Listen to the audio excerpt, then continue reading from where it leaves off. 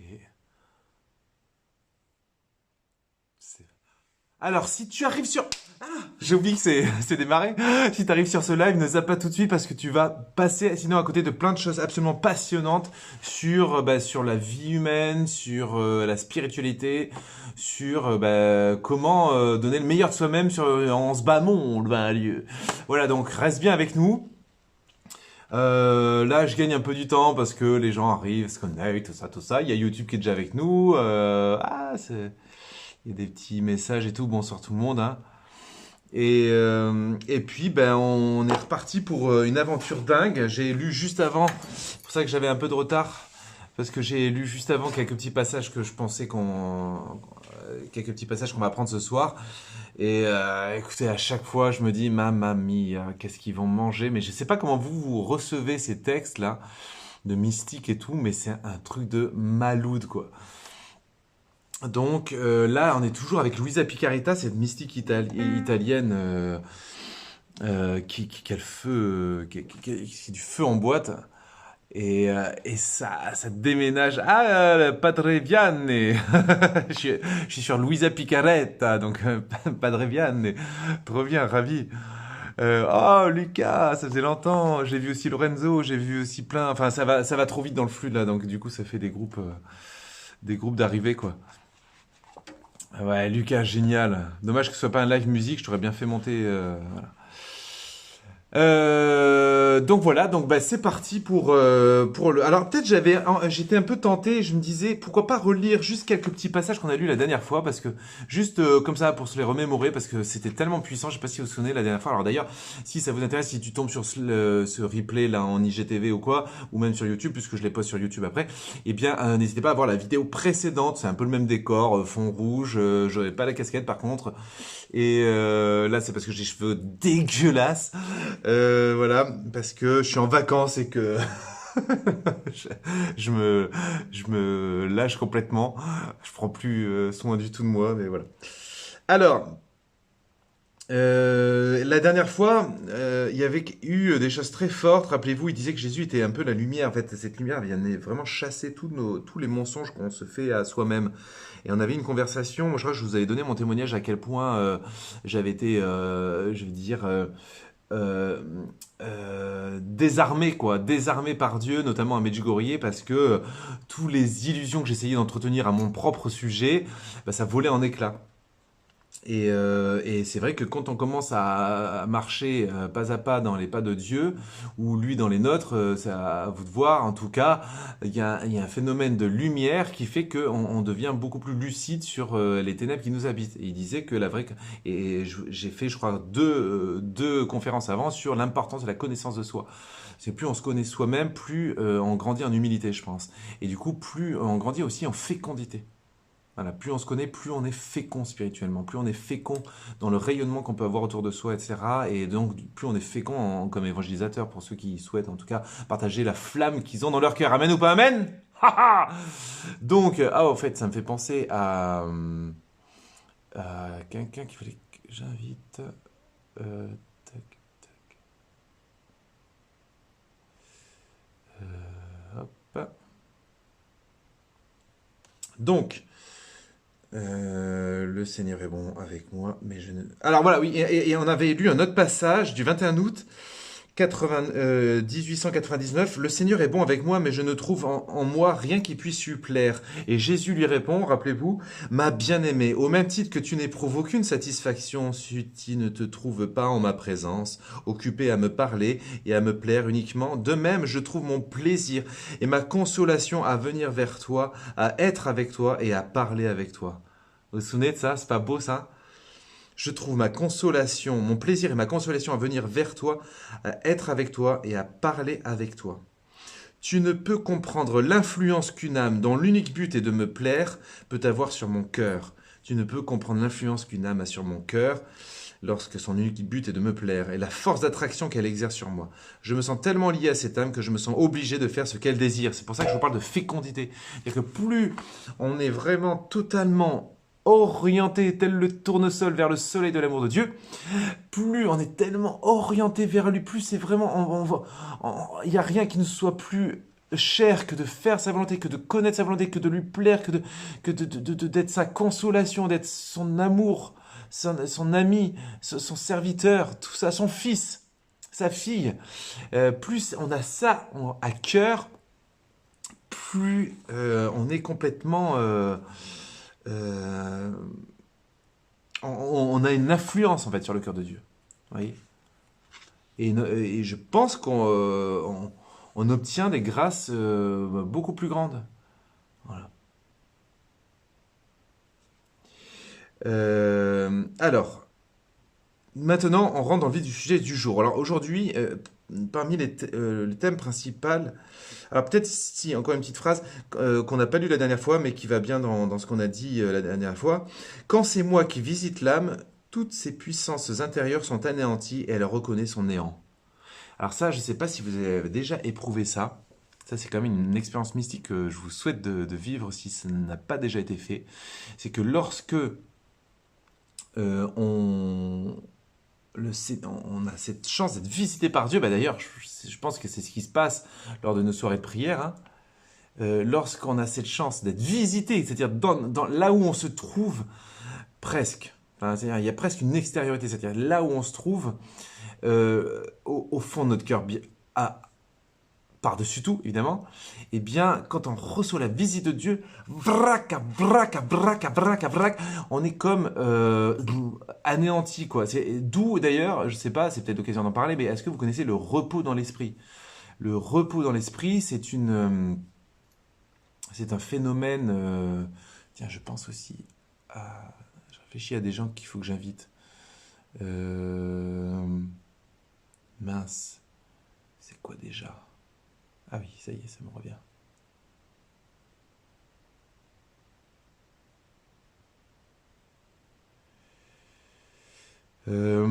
Ouais, quand le fameux repos dans l'esprit, c'est un phénomène un peu qui a lieu surtout dans le renouveau charismatique, mais qui peut avoir lieu bien en dehors, évidemment.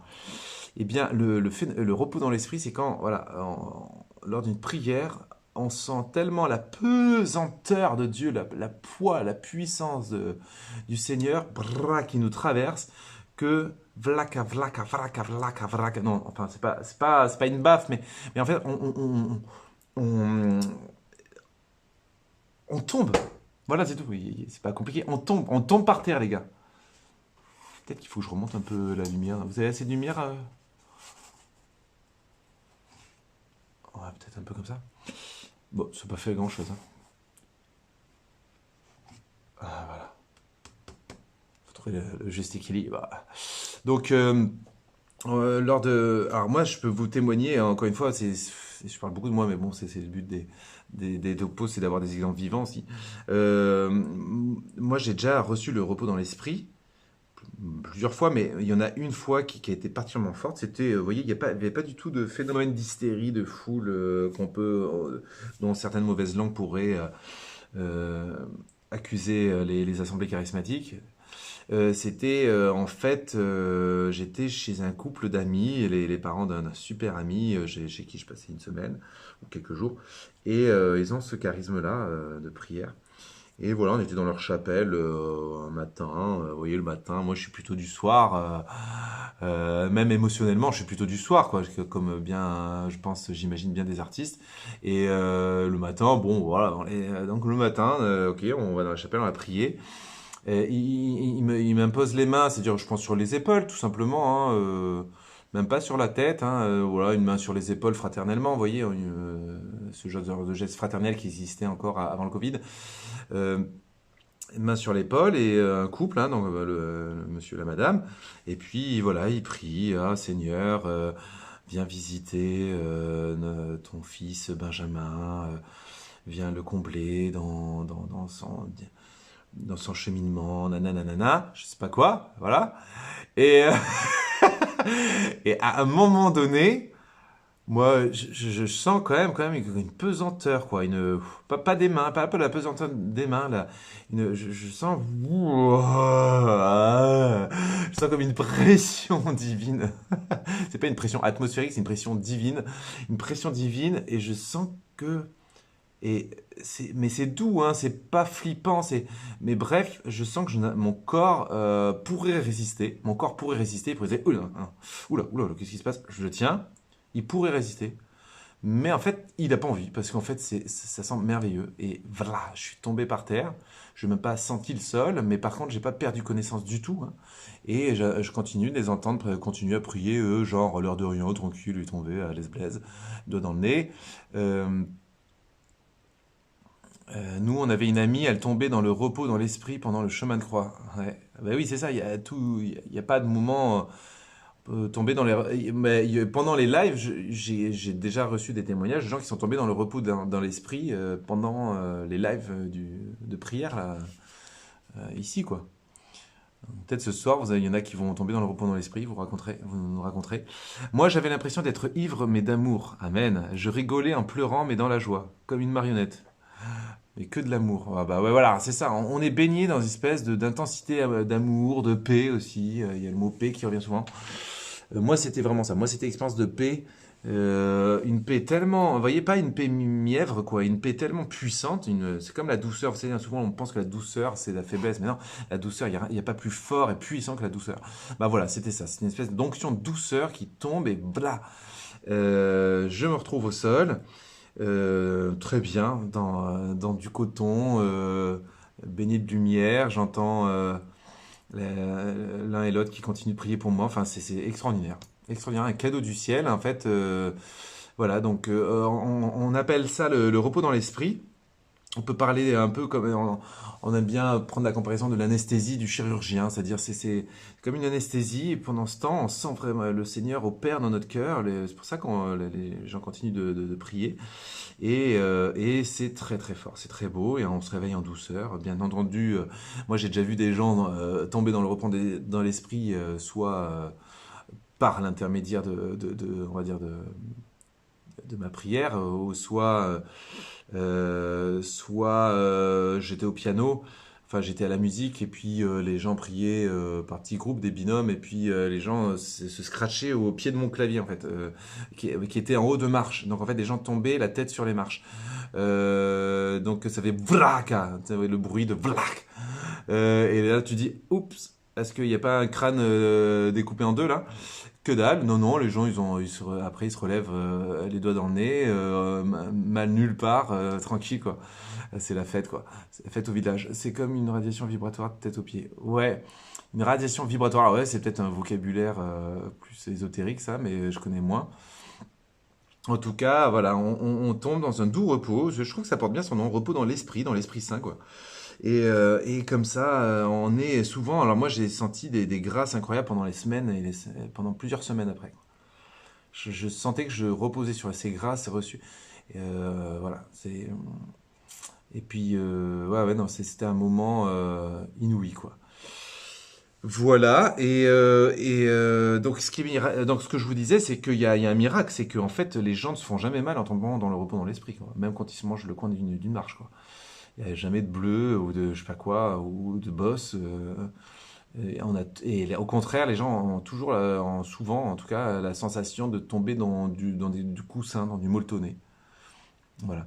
Et voilà. Et puis, bah, vous voyez qu'il n'y a pas besoin d'être ni un saint, ni un médium, ni un je ne sais pas quoi, un grand mystique particulier pour prier, que lorsque vous priez, et ça c'est un truc vraiment, ça me donne l'occasion de vous donner cette petite astuce, mais n'hésitez pas à prier les uns.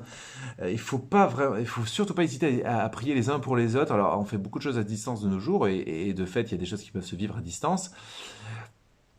Mais vous pouvez proposer, vous savez, quand vous, je sais pas, vous avez l'occasion, vous avez un voisin qui va pas bien, qui a pas le moral, ou alors il sait qu'il a un cancer, allez le voir, proposez-lui de prier, et puis ben, imposez-lui les mains, quoi. Enfin, imposez-lui les mains, c'est une expression qui signifie que voilà, mettez une main sur l'épaule et puis parlez au Seigneur à voix haute comme ça, en fermant les yeux, éventuellement, en tout cas de tout votre cœur, vous lui proposez, bien sûr, il n'est pas obligé. Voilà, est-ce que ça si vous voulez, je prie un peu pour vous.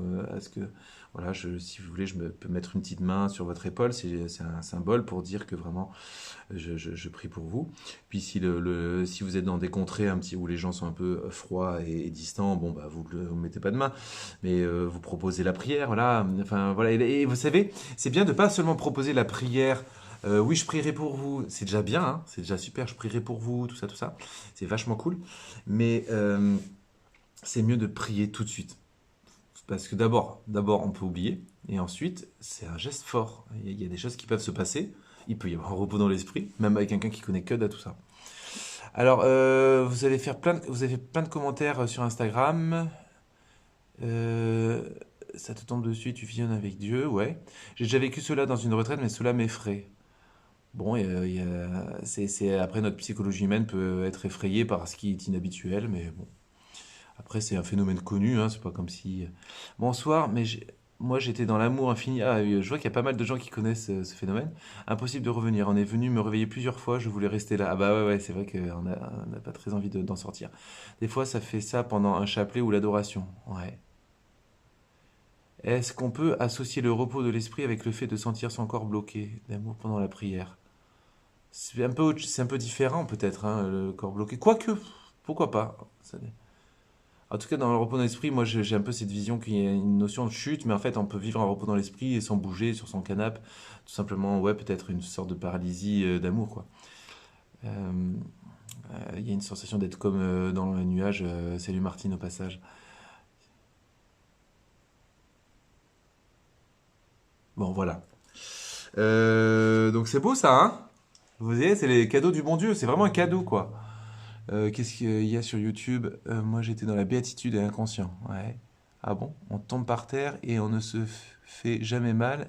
Et c'est un délice, un abandon. On est là, mais on est aussi dans l'amour de Dieu. Vous voyez, bah, il y a plein de gens qui connaissent. Bah, dis donc, j'attire les gens chacha, peut-être.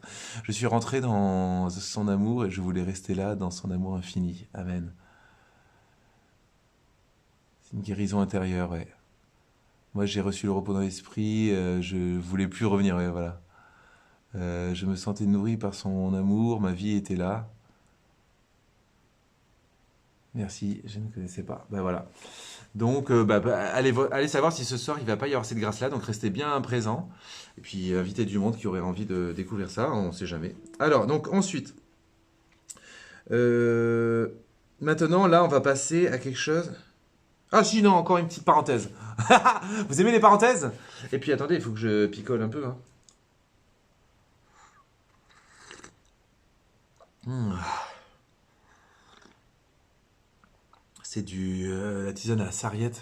Ah, c'est tellement bon. Et la sarriette, c'est encore un peu différent que le thym ou le romarin. Je trouve ça encore plus subtil. En tisane, c'est somptueux. Hmm. Hmm. Donc voilà. Ah oui, alors ça c'est intéressant. C'est plus, vous voyez, après je vais rentrer dans le vif du sujet, ça va? Ma fille, Jésus dit, ma fille, la raison pour laquelle les hommes vivent comme des bêtes, c'est qu'ils ont perdu leur sens religieux. Là, c'est le message que je vais vous lire, c'est un message un peu politique. Ça peut orienter vos élections prochaines. Ma fille, la raison pour laquelle les hommes vivent comme des bêtes, c'est qu'ils ont perdu leur sens religieux. Des temps encore plus tristes viennent pour eux à cause de l'aveuglement profond dans lequel ils se sont plongés. Mon cœur souffre de les voir ainsi. Le sang qui sera versé par toutes sortes de personnes, séculiers et religieux, ravivera cette sainte religion et lavera le reste de l'humanité. En les civilisant à nouveau, la religion retrouvée leur fera retrouver leur noblesse. C'est donc nécessaire que le sang soit versé, que les églises elles-mêmes soient presque toutes détruites, afin qu'elles puissent être restaurées et retrouver leur prestige et leur splendeur première. C'est pas ouf? Alors, je vous ai pas déniché des sacrées pépites là? Bon, que celui qui a des oreilles qu'il entende, que celui qui veut bien comprendre qu'il comprenne. C'est quand même pas évident à comprendre. Je vais quand même relire. Des temps encore plus tristes viennent pour eux. Donc alors je répète, non.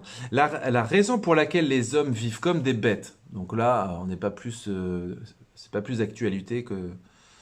Enfin, ça n'a jamais été autant d'actualité. Enfin, peut-être à l'époque de l'homme de Cro-Magnon et encore. C'est qu'ils ont perdu leur sens religieux. Des temps encore plus tristes. Parce que l'homme de Cro-Magnon, il avait un sens religieux, hein, a priori. Des temps encore plus tristes viennent pour eux à cause de l'aveuglement profond dans lequel ils se sont plongés. Merci, merci les philosophes de Lumière et compagnie. Lumière de... Lumière de...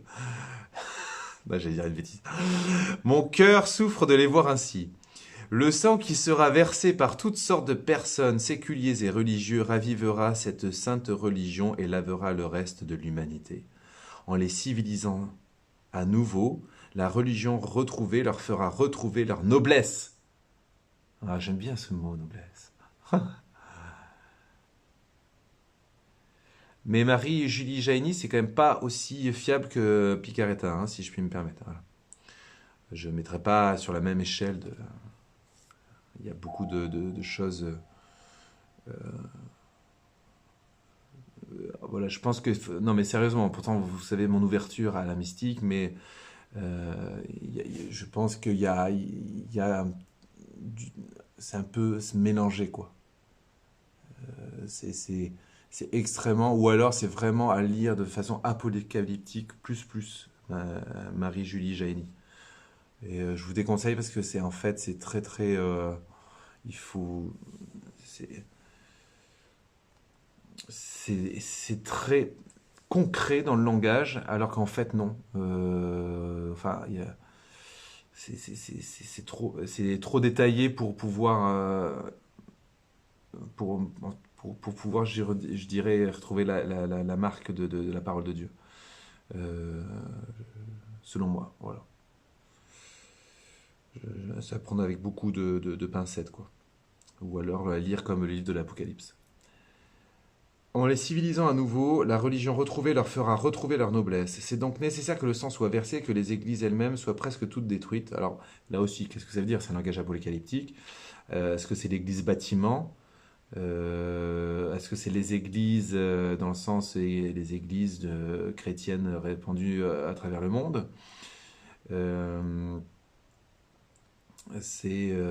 voilà, c'est un peu mystérieux. Euh, on voit bien que à partir de notre réalité d'aujourd'hui, on peut plutôt l'interpréter comme les églises, c'est-à-dire les églises, l'église catholique, l'église orthodoxe, tout ça. Donc des églises qui sont en train de se péter la gueule, qui vont se péter de plus en plus la gueule sur le plan institutionnel, sur le plan voilà, il y a une purification monstrueuse qui va aboutir à une nouvelle église, une église de pauvres, quoi, une église de mendiants et c'est ça, et c'est comme ce qui est rigolo, c'est que c'est comme ça qu'on va retrouver notre noblesse. C'est à travers à travers cet appauvrissement, ce dénuement, quoi. On va être dévêtu pour être mieux revêtu, afin qu'elles puissent être restaurées et retrouver leur prestige et leur splendeur première. En fait, on va revenir comme les premiers chrétiens, où il n'y avait pas d'église. Donc c'était même pas la destruction d'église qu'on connaît à l'heure actuelle, il y avait rien. Et ils se faisaient dégommer la face, quoi. Ils se faisaient trucider, charcuter dans tous les sens du terme, et ils en étaient ultra fiers et émerveillé et vraiment chaud patate de mourir pour celui qui lui-même avait donné sa vie pour nous. Donc c'était la moindre des choses. Et je dirais qu'un chrétien, c'est quelqu'un qui a conscience, les amis, je répète souvent, mais un chrétien, c'est quelqu'un qui a conscience que Dieu est mort pour lui. Donc si Dieu meurt pour moi, je peux bien mourir pour Dieu, quoi, merde. C'est... Donc je veux dire, si j'ai une occasion de mourir martyr, je vais pas avoir cette espèce de réaction que tout le monde a chez les chrétiens de dire oh bah le plus tard possible. Non, pas le plus tard possible, le plus tôt possible. Si je dois témoigner de ma vie au prix de mon sang pour exprimer combien j'aime Jésus, mais pourquoi le plus tard possible? Pourquoi le plus tard possible? Répondez à cette question. C'est quoi ça? Le plus tard possible. Non. Et j'ai envie de dire pas le plus tôt possible non plus, mais en tout cas pas le plus tard possible. C'est-à-dire que sa volonté se fasse. Le Seigneur donne, le Seigneur reprend. Moi, j'appartiens au Seigneur Dieu Tout-Puissant, Roi de l'univers. Ma vie lui appartient. Il a livré sa vie. Il a versé son sang pour moi sur la croix. Donc, Seigneur, si tu veux que je verse mon sang pour toi en retour de toutes tes bontés, bah, allons-y. De toute façon, c'est quoi? Ça va être un sale quart d'heure. Euh, Donc, et si ça porte une fécondité, c'est-à-dire que si à travers le prix de mon propre sang, moi, mon petit pupu que je suis, si mon sang versé dans le martyre, ou même dans la maladie acceptée, si mon sang, d'une manière ou d'une autre, en fait, si de manière ou d'une autre je suis amené à souffrir, à être offrande, je ne suis plus qu'offrande de vie parce que je suis plus qu'un tas de souffrances. Seigneur, et si cette souffrance offerte sauve des âmes, mais Seigneur, merci pour la souffrance, quoi. Voyez la mentalité du chrétien, c'est là-dedans qu'on doit rentrer. Et je peux vous dire que moi, pour l'instant, je ne souffre pas du tout. Donc je sais très bien que c'est... Alors, par le passé, j'ai connu mes moments de souffrance à, à- à crever sur place de larmes ou quoi. Et donc j'ai quand même dans ma chair le souvenir de la souffrance. Mais c'est vrai que ça va faire longtemps que je souffre plus du tout de rien du tout, moi. Donc, et des fois je dis, oh mon Dieu, mais Seigneur, c'est pas que je te demande de souffrir, mais voilà, why not, quoi. Mais en tout cas, la souffrance, de toute façon, elle traverse notre vie en long, en large, en travers, en diagonale.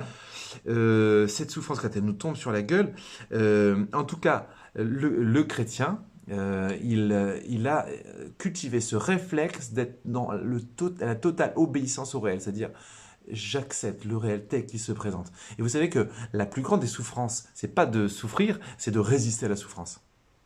Je ne sais pas si vous m'avez pigé, parce qu'il y a une hiérarchie dans la souffrance. Eh bien, on souffre d'autant plus qu'on refuse la souffrance. C'est-à-dire que c'est nos résistances à la souffrance qui font que on se durcit, c'est comme certaines situations, vous savez, c'est comme attendez, c'est comme je sais pas si vous vous souvenez quand on faisait nos lacets quand on était petit et qu'on s'est foiré dans le lacet, il y a un nœud, machin, et on s'énerve et puis le nœud il se serre encore plus. Donc voilà, dans la vie de souffrance qui est la nôtre et à laquelle personne n'échappe, euh, il faut vraiment apprendre, au contraire, à tout recevoir comme venant de la main de Dieu. Comme venant de la main de Dieu. Euh, Cette posture-là, cette posture d'accueil, c'est celle qui nous rend efficaces dans l'épreuve. Parfois, dans l'épreuve, il faut combattre. Parfois, dans l'épreuve, il n'y a même plus à combattre, on est laminé. Par exemple, imaginons, on apprend qu'on a une maladie, on va combattre. Voilà, mais accepter la souffrance, c'est pas ne rien faire. Je sais pas, ça ne fait pas de nous des passifs. Ok, j'arrive pas à lire tous vos commentaires. Je suis désolé, mais bon, vous les lisez entre vous parce que ça fuse. Mais voilà, ok. Et alors, ça tombe très bien qu'on parle de ça, mais je sais pas du tout pourquoi je parle de ça, je fais pas exprès, mais en fait, on arrive au sujet de l'obéissance. Alors, en fait, l'obéissance, il faut comprendre que, selon moi, l'obéissance, c'est la notion la plus méprisée. L'obéissance, c'est la plus. Je peux me tromper, mais il me semble que l'obéissance est la notion la plus méprisée de notre époque. Et je vais vous dire un truc, je dirais même que ça vient devant la pureté.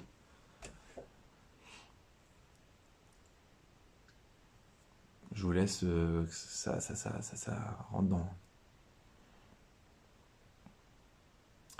C'est nos peurs et nos résistances au réel qui nous font souffrir. Accepter sa mort inéluctable, c'est commencer à vivre sans tristesse, accepter le réel. Voilà. Mais c'est ça, ça traduit bien ce que j'essaie de dire. C'est Marie, notre mère de l'Église. Vous voyez, donc voilà, c'est... j'ai soif. 36-15 ma vie, je reviens du foot des vétérans. Les vétérans, ils ont parfois genre 20 ans, voire 30 ans de plus que moi, mais déchirent tout au foot. Je suis obligé de me dégommer, quoi. Je suis obligé de me... Oh, qu'est-ce que c'est bon la serviette. Ouais, donc l'obéissance. Allons-y. Je pense que c'est une des choses qui est le plus méprisée de nos jours. il y a une sacro-sainte liberté, je fais ce que je veux avec mes cheveux. Alors c'est vrai que la liberté, attention, hein, la vraie liberté, c'est capital, c'est le contrat de départ de notre identité humaine, quoi. Enfin, le Seigneur nous a créés précisément libres, je dirais c'est notre marque de fabrique. Donc la liberté, c'est extrêmement important, mais justement, on réalise qu'il n'y a pas de véritable liberté sans obéissance. En fait, on a séparé ces deux notions. C'est un truc de dingue. Et ça, c'est le propre du péché originel. Mais ce qui est fort, c'est que ça, on subit un lavage de cerveau, je sais pas, moi je suis pas un spécialiste de l'histoire, mais bon, on va dire depuis au moins 2 siècles, sur cette notion de liberté, obéissance, ça. C'est le fameux, voilà, je fais ce que je veux avec mes cheveux. Et qui est l'icône, cette phrase est l'icône de la plus grande connerie, c'est vraiment la plus grosse connerie, quoi. Ouais, oh merci, mai 68, il est interdit d'interdire, voilà, c'est juste, il n'y a pas plus contradictoire que cette phrase. Donc, parce que de toute façon, quand on veut se débarrasser du joug de la loi, etc., on se met forcément notre joug, parce que l'humain est comme ça. De toute façon, regardez comme aujourd'hui, c'est assez rigolo. Regardez aujourd'hui comment on s'offusque de tout, pour un oui, pour un non, et qu'on fait le procès sans même d'ailleurs, dès la moindre suspicion. Hein, je vois tous ces gens qui tombent, hein, balance ton porc et compagnie. Euh, on tire ouais, à balles réelles, c'est-à-dire sans avoir vérifié les choses, sans la médiation du temps, de l'enquête, de tout ça, quoi. C'est-à-dire, comme on est dans une société du témoignage, des témoignages qui remportent. Alors, il y a des bonnes choses du témoignage, hein, il n'y a pas à mépriser le témoignage en soi, mais je veux dire, regardez, par exemple, si vous regardez un spot info de 5 minutes, vous allez avoir 30 secondes où on vous donne une info, euh,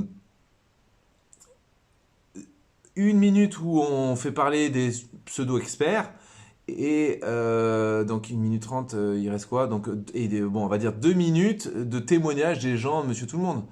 Donc, en fait, un spot info il fait dire ce qu'il veut, quoi, aux gens. Va choisir les témoignages qu'il a envie de montrer. Et puis, on n'est que dans le témoignage. Donc, c'est-à-dire qu'en fait, on a une reconstitution de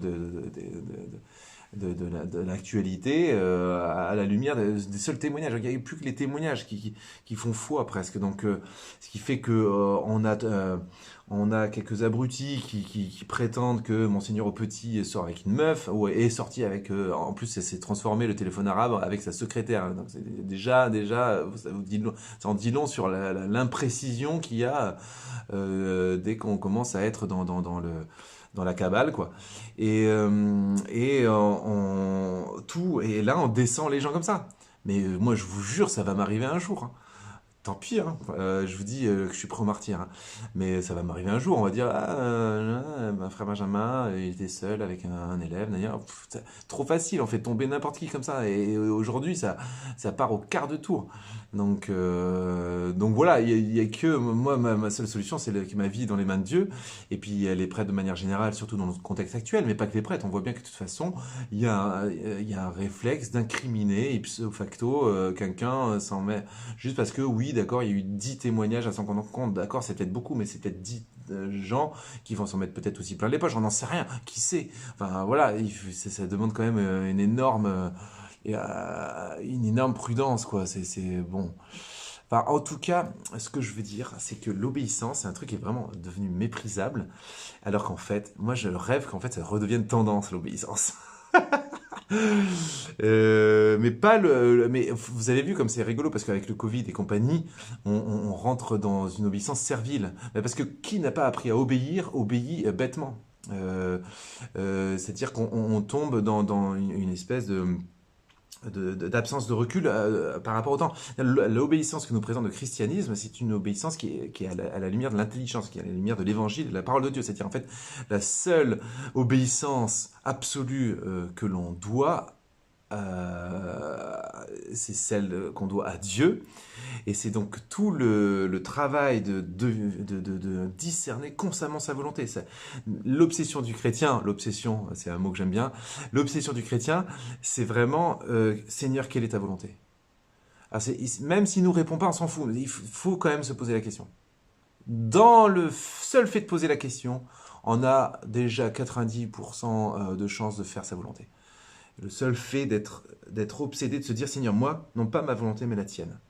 C'est la Vierge Marie, c'est Jésus au Golgotha, Seigneur, éloigne de moi cette coupe, cependant pas ma volonté, mais la tienne. Voilà, c'est tout, c'est pas compliqué, mais être chrétien, c'est ça, la sainteté, c'est juste ça, quoi.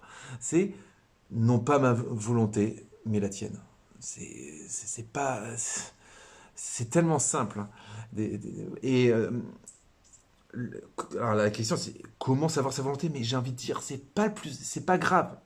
Comment dire, c'est pas grave si vous ne savez pas à un moment donné, oui, Dieu veut ça. C'est même pas grave ça. C'est la posture intérieure de se dire, Seigneur, moi tout ce que je veux, c'est faire ta volonté. Il faut se le redire, il faut lui redire. Et quand il y a des décisions à prendre, etc., il faut avoir la seule crainte qui doit nous habiter, c'est que cette décision soit pas tout à fait accordée à sa volonté et que surtout cette décision manque de charité, quoi. Parce que sa volonté, c'est que nous soyons tout amour. Voilà, donc bon, l'obéissance, c'est aussi, à mon avis, alors c'est marrant parce que dans Luisa Picaretta, l'obéissance est présentée comme une sorte de personne. Vous allez voir. Agissant comme le plus cruel des tyrans, l'obéissance ne fut satisfaite qu'après m'avoir sacrifié sur la croix et m'avoir vu rendre mon dernier souffle comme victime d'amour. C'est vraiment par son obéissance que Jésus nous sauve.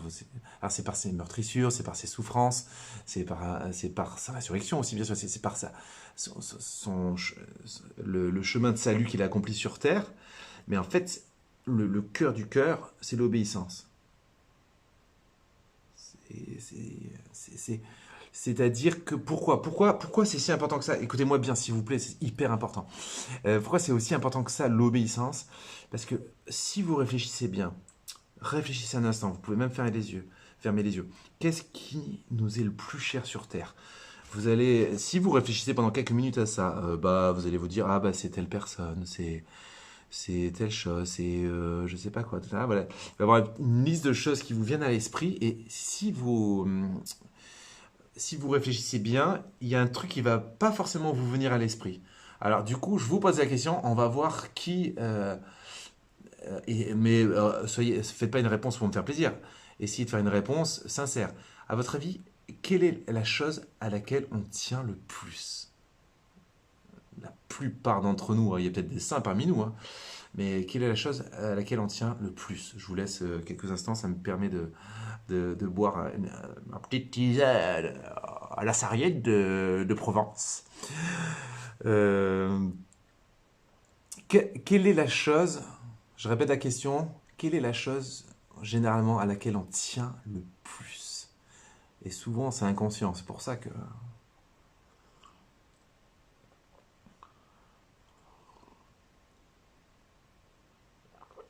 Ah mais j'ai des mystiques ici.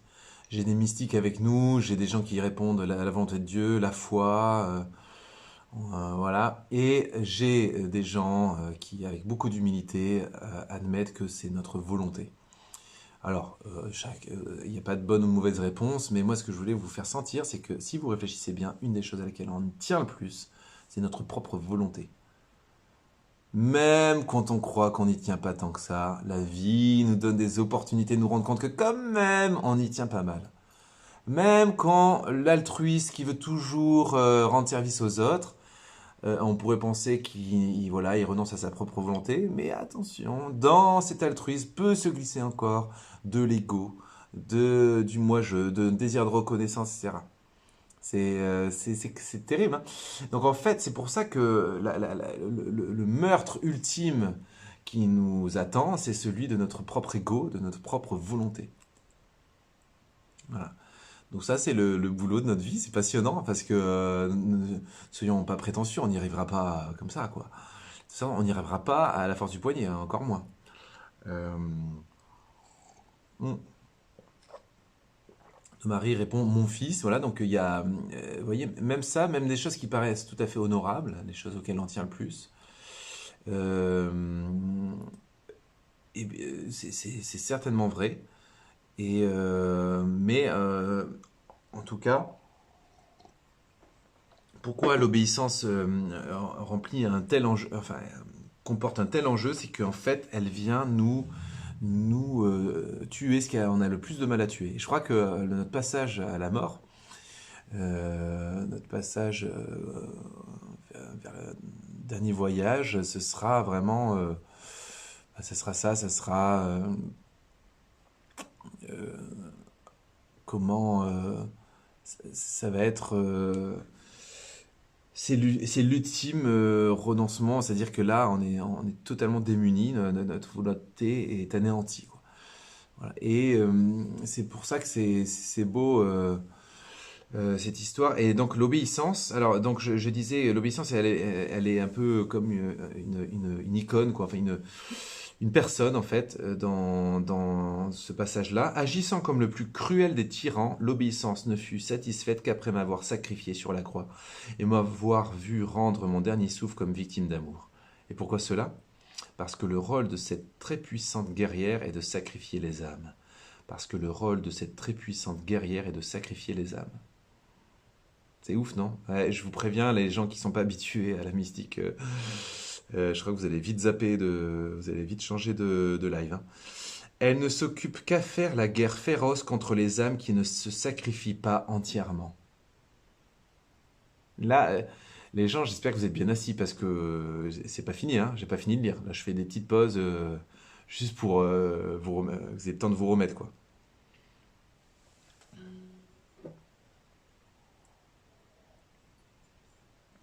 Hmm. Et pourquoi cela? Parce que, alors ce qui est intéressant avec la tisane à la sarriette, par exemple, euh, c'est que ça va faire, je crois, 5 fois que je la passe. Et qu'elle a toujours du goût. Petite page de pub là. Alors ensuite, elle ne s'occupe qu'à faire la guerre féroce contre les âmes qui ne se sacrifient pas entièrement. C'est ouf, hein. Ça lui est égal qu'une âme souffre ou pas, qu'elle vive ou meure. Elle vise uniquement à gagner, ne s'occupant de rien d'autre. C'est pourquoi on la nomme victoire, car elle conduit à toutes les victoires. Lorsque l'âme semble mourir, c'est alors que commence sa vraie vie. Oh my gosh, c'est démentiel. Ça va tout le monde? Vous réagissez plus là. Euh, Vous êtes KO quoi. Aïe, aïe, aïe. À quelle grandeur l'obéissance ne m'a-t-elle pas conduit? Par elle, j'ai vaincu la mort. C'est Jésus qui parle, hein, les cocos. À quelle grandeur l'obéissance ne m'a-t-elle pas conduit? Par elle, j'ai vaincu la mort, j'ai écrasé l'enfer, j'ai libéré l'homme de ses chaînes, j'ai ouvert le ciel, et comme un roi victorieux, j'ai pris possession de mon royaume, non seulement pour moi, mais pour tous mes enfants ayant bénéficié de ma rédemption. Ah oui, c'est vrai qu'elle m'a coûté la vie, mais le mot obéissance résonne comme une douce musique à mon oreille, et c'est pourquoi j'aime tellement les âmes obéissantes. C'est, c'est dingue, hein? Bon, ok, je relis, ça va! C'est un truc de dingue. Agissant comme le plus cruel des tyrans. Donc l'obéissance, ne fut satisfaite qu'après m'avoir sacrifié sur la croix et m'avoir vu rendre mon dernier souffle comme victime d'amour. C'est intéressant de personnaliser l'obéissance. Voyez. Et pourquoi cela? Parce que le rôle de cette très puissante guerrière, la fameuse obéissance, est de sacrifier les âmes. Elle ne s'occupe qu'à faire la guerre féroce contre les âmes qui ne se sacrifient pas entièrement. Ça lui est égal qu'une âme souffre ou pas, qu'elle vive ou meure. En gros, l'obéissance est le rouleau compresseur qui, vous voyez, le rouleau compresseur qui nous écrase et qui permet de dégager le suc de notre vie. C'est le pressoir. Hein, d'ailleurs, on parle du pressoir au sujet de la mort de Jésus, qui est passé sous le pressoir de la souffrance. Vous voyez, le pressoir de la souffrance. Vous connaissez cette expression? Bah, c'est ça, c'est la sainte obéissance, c'est-à-dire le réel, avec sa dureté, avec sa souffrance, en lot de souffrance, sa douleur même, sa douleur, y compris physique, c'est comme un pressoir, ça nous presse, et de ce pressage sort l'huile parfumée, qui porte une fécondité hallucinante, et pour notre salut et pour le salut du monde, pour la gloire de Dieu. Donc il y a presque en régime de péché, hein, parce que nous sommes nous sommes dans le régime du péché. À partir du moment où il y a eu péché sur terre, chaîne de péché, nous sommes baignés dans le péché. Bon, ben, nous sommes dans le monde, dans l'ère du péché. Voilà, c'est tout. Bon, à partir du moment où on est dans ce monde-là, la souffrance est nécessaire. La souffrance n'est pas facultative. C'est le salaire du péché. Évidemment, c'était pas la volonté de Dieu. Évidemment, c'était pas du tout le désir de Dieu. Je le répète quasiment à chaque enseignement. Je le répète parce qu'il y a des gens qui passent, donc ils doivent se dire, mais qu'est-ce qu'il raconte? Non, Dieu n'a voulu ni la douleur, je le répète 15 000 fois. Donc arrêtez de dire que c'est de la faute de Dieu, nanana, que je souffre, nanana. Dieu n'a voulu ni la douleur, ni la maladie, ni même la mort, ni la souffrance. Parce que la mort, avant le péché originel, n'était pas vraiment la mort. C'était une forme de dormition ou d'assomption. Donc la mort, c'est vraiment c'est une donnée de notre régime pécheur, quoi. Voilà, c'est l'ère du péché, quoi. Ok, donc la souffrance est le salaire du péché, donc la souffrance, voilà, mais sauf que la rédemption, comment elle opère? C'est que par cette souffrance, le péché entraîne la souffrance. Vous voyez, on peut faire un schéma. Le péché entraîne la souffrance. Vous regardez mes doigts. Le péché entraîne la souffrance. Donc c'est l'œuvre de la destruction. C'est l'œuvre du diable. Et l'œuvre du salut, c'est la route en quelque sorte inverse, c'est-à-dire de la souffrance. Et on vient vaincre le péché. On vient détruire le péché. Donc le péché entraîne la souffrance. La souffrance, le Seigneur surfe, rentre, donne sens, donne puissance à la souffrance pour que le péché soit anéanti. Vous voyez? Alors, je vois pas de commentaires, je sais que c'est compliqué ce que je raconte. La mort ne faisait pas partie du plan de Dieu, ni notre séparation avec lui. Voilà, ok. Pour se donner tout entier à celui qui se donne, nous tout entier, c'est ça. Là, c'est clair, on est dans le péché, voilà. Ok, est-ce que vous avez compris? Est-ce que vous avez des questions là-dessus? Toutes mes souffrances m'ont permis de grandir. Alors, c'est vrai que du coup, certains êtres humains font cette expérience, moi le premier, de la fécondité de la souffrance, y compris sur Terre. Donc, c'est pas seulement une fécondité, je dirais, dans la communion des saints, c'est-à-dire une souffrance offerte permet une fécondité surnaturelle qu'on ne voit pas forcément de nos yeux. On peut avoir cet avantage de voir la fécondité de la souffrance dans notre vie. Mais c'est pas toujours le cas. Puis quand on a vraiment le nez dans le caca, c'est quasiment impossible quand on a le nez dans comment dire, un océan de souffrance, on n'en voit pas trop la fécondité. Donc, alors, c'est une chose de dire, je comprends pas trop, c'est mieux de poser des questions peut-être, à traduire en questions. Voilà. À travers la souffrance, notre volonté propre perd de la puissance. Ouais, merci Nathalie Alim, excellent. Hop, j'épingle. J'aurais pu épingler plein d'autres commentaires, mais parce que là, vraiment, je trouve que ça résume bien. Il y a quelqu'un sur Instagram qui dit à travers la souffrance, notre volonté propre perd de la puissance. Exactement. En fait, la souffrance, c'est ce rouleau compresseur qui vient détruire notre ego. On devient plus que une espèce notre ego devient cadavérique, devient plus qu'une espèce de zombie. Et à ce moment-là, on est prêt à se couler dans la volonté d'amour de Dieu. Le Seigneur m'a guéri après des décennies de maladie et aujourd'hui je ne souffre plus du tout. Amen. Alors ça, vous parlez de la souffrance physique. C'est ça? Y a-t-il une joie à vivre la souffrance? Oui, il y a une joie à vivre la souffrance. Bien sûr. Et d'ailleurs, c'est même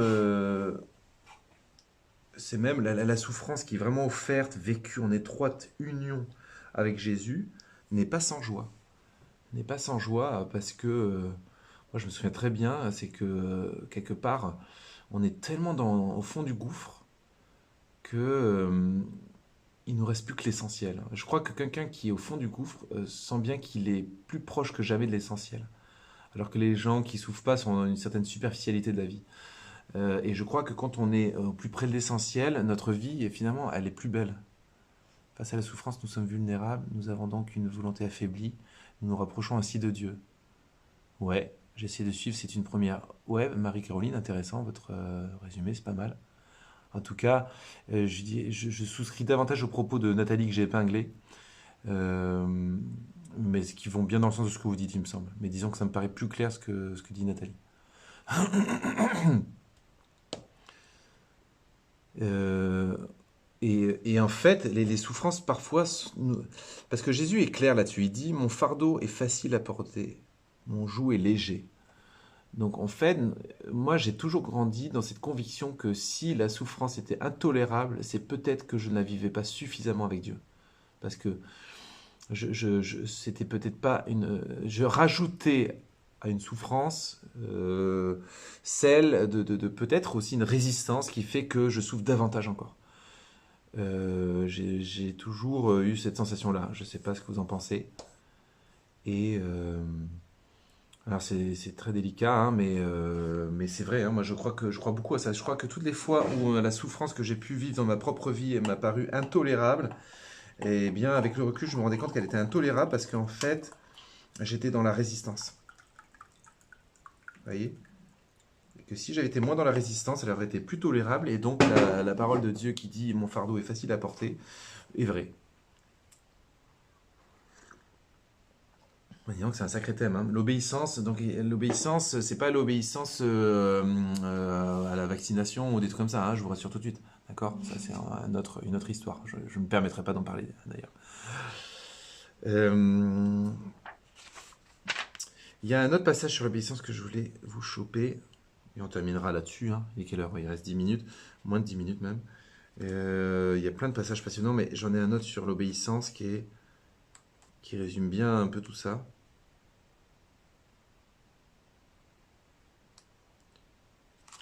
Ah, voilà. Puis Jésus me fait entendre sa voix mélodieuse en disant, veux-tu savoir ce qu'est l'obéissance? C'est la quintessence de l'amour. Veux-tu savoir ce qu'est l'obéissance? C'est la quintessence de l'amour. Là, vous pouvez noter, si même quelqu'un est chaud pour noter, je l'épingle. Le premier qui note ça, je l'épingle.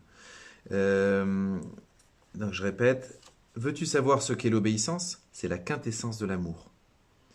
Elle est le plus grand, le plus pur, le plus parfait amour découlant du plus douloureux sacrifice. Elle invite l'âme à s'anéantir afin de vivre de nouveau en Dieu.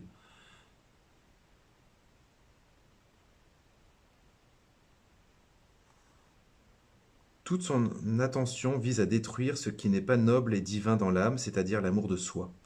Une fois que cela est accompli, elle travaille seule pendant qu'elle laisse l'âme se reposer en paix.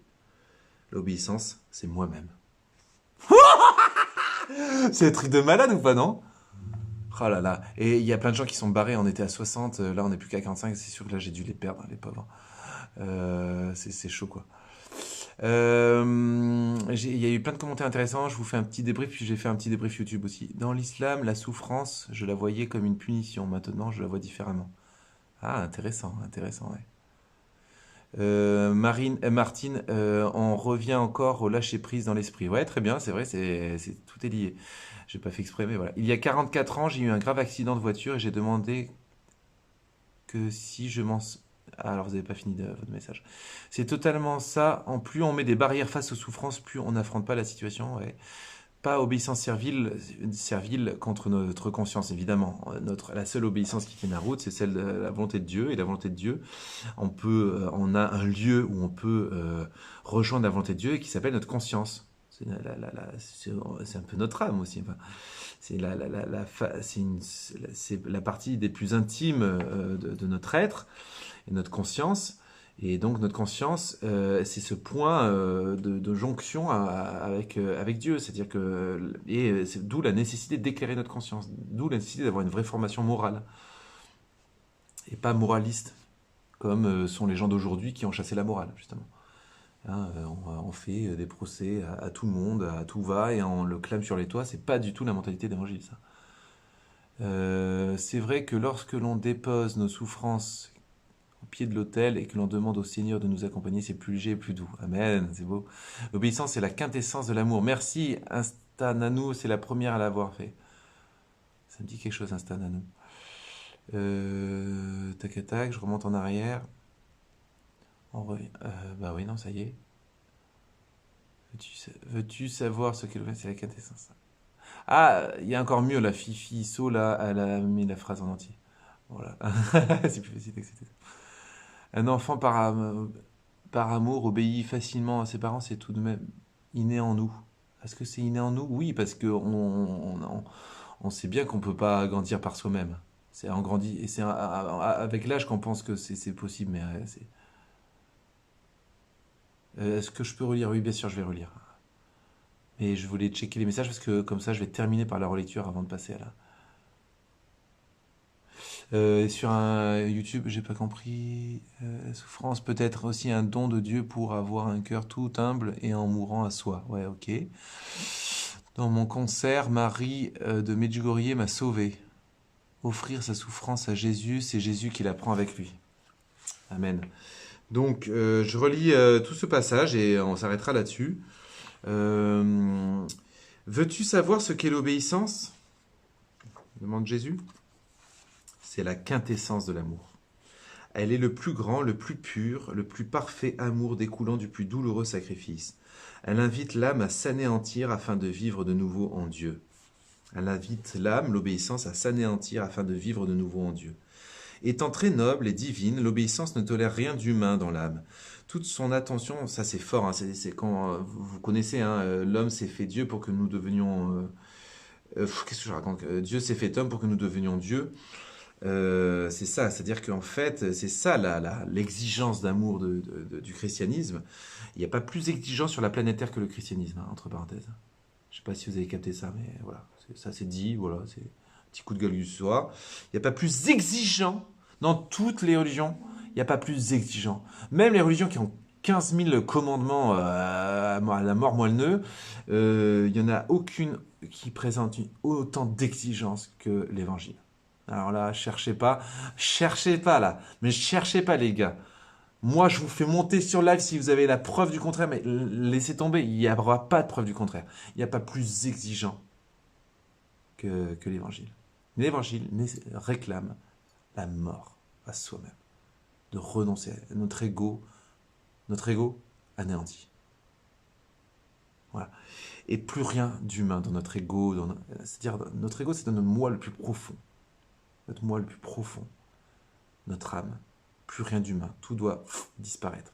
On va être totalement divinisé, c'est ce qui nous attend pour l'éternité, c'était le programme de départ, quoi. C'était le plan d'action de Dieu qui a été détruit par le péché, mais qu'il restaure par son salut en ayant versé son sang sur la croix pour nous, par son obéissance, il nous sauve, c'est-à-dire il nous permet de nous instaurer à nouveau dans sa divinité, il nous fait de nouveau advenir au vrai projet initial de Dieu qui est notre divinisation. Et c'est un truc de dingue. Alors, je finis de lire parce que sinon on va dépasser le... Toute son attention vise à détruire ce qui n'est pas noble et divin dans l'âme, c'est-à-dire l'amour de soi. Il veut détruire l'amour de soi. Vous comprenez maintenant pourquoi j'ai fait un mot du jour sur arrêter de dire qu'il faut s'aimer, qu'il faut s'aimer, qu'il faut s'aimer, qu'il faut s'aimer. C'est insidieux ça. C'est insidieux. C'est dangereux, moi je pense. Même si je comprends ce qu'on veut dire par là, c'est dangereux. Il faut accepter qui on est tel qu'on est, il faut obéir au réel tel qu'il est, c'est-à-dire je suis comme je suis. Voilà. Et je suis fils bien-aimé du Père, unique au monde, donc je suis une merveille. Ok, ça c'est pas sous-saille. Il faut se laisser aimer, il faut autoriser les autres à nous aimer, à nous faire des cadeaux, à nous remercier, à nous complimenter. Ils ont le droit de faire ça, ça leur fait plaisir. Ça leur offre l'occasion d'aimer. Donc, alléluia. Mais s'aimer soi, ça n'existe pas, c'est contradictoire. Voilà, l'amour de soi, en fait, ce n'est plus de l'amour. Mais c'est encore un autre sujet. Mais si vous êtes intéressé, vous tapez, vous allez sur les mots du jour sur YouTube ou sur. Elle travaille seule. Une fois que cela est accompli, elle travaille seule pendant qu'elle laisse l'âme se reposer en paix. L'obéissance, c'est moi-même. Voilà. Amen. Allez, je ferme le live Instagram, hein, parce que là, on va dépasser 1 heure sinon. Et on se retrouve tout de suite pour la partie plus prière. Merci à vous tous et à très vite.